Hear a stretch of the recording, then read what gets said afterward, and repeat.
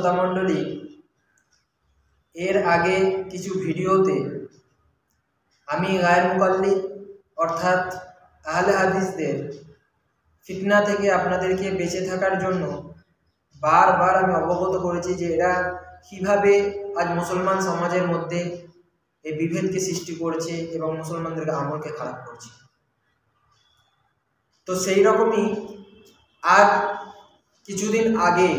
থেকে কিছুদিন আগে একটা ভিডিও আমার কাছে এসেছিল।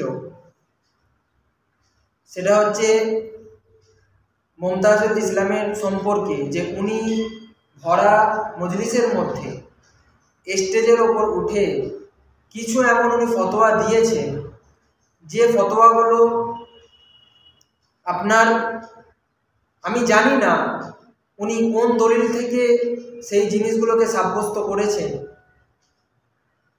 তাও তিনার সেই সম্পর্কে কোনো জ্ঞান না থাকা সত্ত্বেও তিনি সেই সমস্ত ফতোয়া লোকের সামনে দিয়ে চলে গিয়েছেন। আমার মতে বলে যে এরকম একটা জ্ঞানী মানুষের দ্বারাই এরকম একটা জাহিলের মতো একটা কথা কিন্তু বেরোনোটা উচিত নয়, আমি তো মনে করি না। আগে আমরা ভিডিওটা দেখিনি, তারপরে আমি এই বিষয়ে আলোচনা করব। আব্দুল শব্দটা না যে কোনো নামের আগে রাখার চেষ্টা করিয়েন না, মারাত্মক ভুল হয়ে যাবে। মোমেন ওরটা ঠিক আছে। সমাজে অনেক লোক নাম রেখেছেন আব্দুর রশিদ, আছে না? নাম আছে না আব্দুর রশিদ? এ নাম রাখা হারাম, চলবে না, একদম নয়। গোলাম মাবুদ নাম আছে না? আছে? এ নাম রাখা হারাম, চলবে না। জাহাঙ্গীর নাম আছে, চলবে না। শাহজাহান নাম আছে, চলবে না। ইয়াসিন চলবে না। এসব নাম রাখা চলবে না।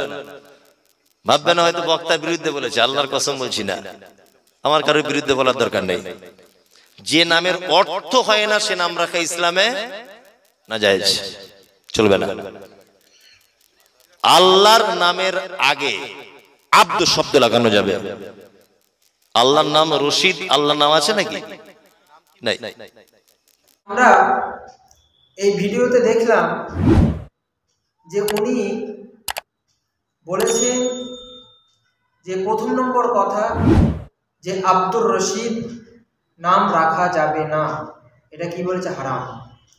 তো সর্বপ্রথম আমি আপনাদেরকে অবগত করে রাখি যে হারাম কোনো জিনিসকে হারাম সাব্যস্ত করতে গেলে কোরআন এবং হাদিস থেকে তার নির্দিষ্ট দলিল থাকা দরকার। কোরআন এবং হাদিসে যে জিনিসটাকে হারাম বলা হয়েছে সেই জিনিসটাই কিন্তু হারাম হবে। নিজে থেকে আপনি দলিল তৈরি করে বা কোরআন এবং হাদিস ছাড়া অন্য কোনো জিনিসের মাধ্যমে আপনি হারাম সাব্যস্ত করবেন, এটা কিন্তু কোনো রকমভাবে জায়েজ নেই। এই কথাটা উসুলের কিতাবে, উসুলের ফিকির কিতাবের মধ্যে আছে যে হারামকে সাবিত করতে গেলে কাতঈ দলিল দরকার। কাতঈ দলিল বলা হয় যে নির্দিষ্ট পুখ্তা পাকা দলিল, আর নির্দিষ্ট পুখ্তা পাকা দলিল হচ্ছে আপনার কোরআন এবং হাদিস। বলেন আব্দুর রশিদ, প্রথম নম্বর ভুল তো উনি এখানেই করেছেন যে নিজে হারাম সাব্যস্ত করেছেন এমন একটা কথাকে যে আব্দুর রশিদ নাম রাখাটা, সেটা কিন্তু কোরআন এবং হাদিস থেকে কোনো রকমভাবে সাব্যস্ত নয়। দ্বিতীয় উনি যে কথাটা বললেন যে আব্দুর রশিদ নামটা আল্লাহর নয়।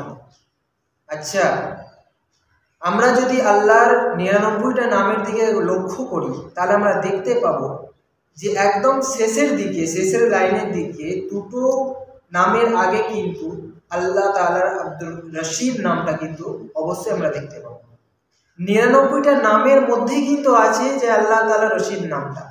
তাহলে উনি যদি একবার দেখে নিতেন তো আমি মনে করি যে উনি এত বড় ভুল একটা করতেন না, যে রশিদ নামটা আছে কিনা এবং আব্দুল শব্দটা লাগানো যাবে কিনা।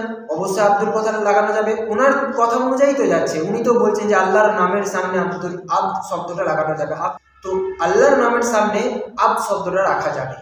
তার মানে এখানেই বোঝা যাচ্ছে যে আব্দ শব্দটা আল্লাহর সামনে রাখা যাবে। তো আর আল্লাহর নাম হচ্ছে কি? রশিদ।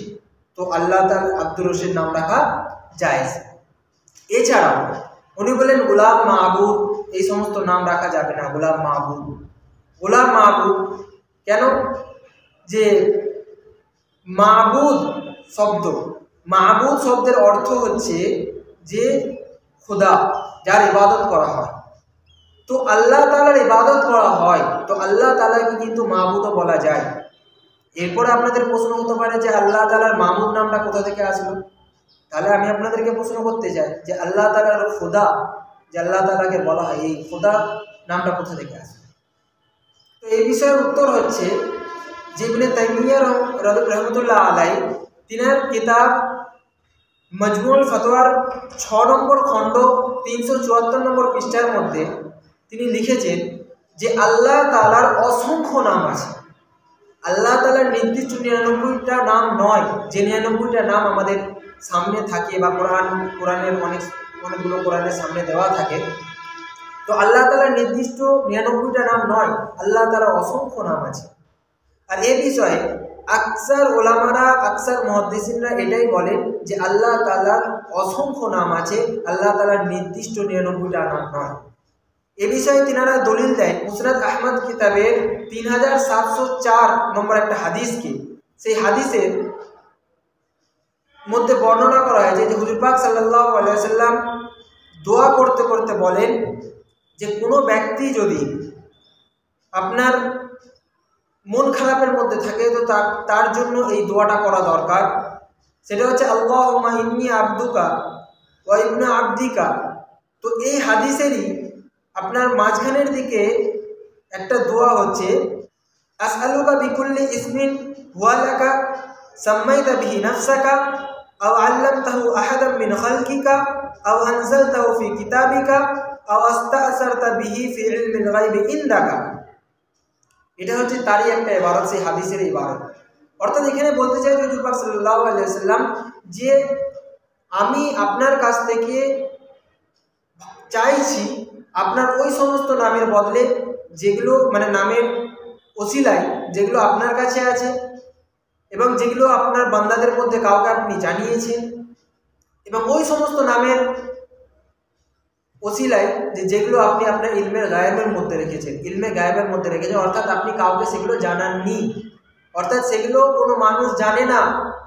তো এই হাদিস থেকে বোঝা যাচ্ছে যে আল্লাহ তাআলার অসংখ্য নাম আছে যেগুলো মানুষ জানেই না। তাহলে উনি কিভাবে বললেন যে মাবুদ এটা আল্লাহ তাআলার নামের মধ্যে আসে না? এইটা তো গেল। যদিও আপনার কথাটা যদি আপনি মানেন, যদি আমরা মেনে নিই যে ঠিক আছে আপনার কথা যে আল্লাহ তাআলার যে মাবুদ নাম বা এছাড়াও যে ইয়াসিন, এই সমস্ত নামগুলো আল্লাহর নাম আসে না বলে নাম রাখা যাবে না, কিন্তু এর দ্বারাই তো হারাম সাবিত হয় না। হ্যাঁ, বেশির থেকে বেশি আপনি এটা সাবিত করতে পারেন যে এরকম নাম না রাখা উচিত। হাদিসের মধ্যে বলা হয়েছে যে এমন কোনো নাম না রাখা উচিত, বরঞ্চ আব্দুর রহমান, আব্দুল্লাহ এই সমস্ত নাম রাখা দরকার আল্লাহ তাআলার নামের সাথে। কিন্তু এর দ্বারা আপনি হারাম সাবিত করছেন, এই ফতোয়াটা আপনি কিভাবে দিলেন? এটা কোথা থেকে দিলেন আপনি? এই জিনিসটা আমার বুঝে আসছে না।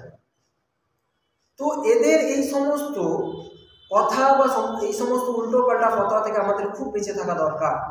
যে মানুষের সামনে আজ নিজেকে হাইলাইট করার জন্য এরা মানুষের সামনে বয়ান করে দিয়ে চলে যাচ্ছে, ফতোয়া দিয়ে চলে যাচ্ছে, কিন্তু সেই ফতোয়ার এক অংশটাও সঠিক হয় না। এই ভিডিওটি এত পরিমাণে আপনারা শেয়ার করুন যে ওনার কাছে এই ভিডিওটি যেন পৌঁছায়, এবং হয় উনি ওনার কথাকে দলিলের দ্বারাই সাবিত করুক অথবা নিজের কথা থেকে রুজু করুন। আশা করি আপনারা ভালো আছেন, ভালো থাকবেন। আমি আপনাদের জন্য দোয়া করি, আপনারাও দোয়া করবেন। ওয়া আখিরু দাওয়ানা আলহামদুলিল্লাহি রাব্বিল আলামিন।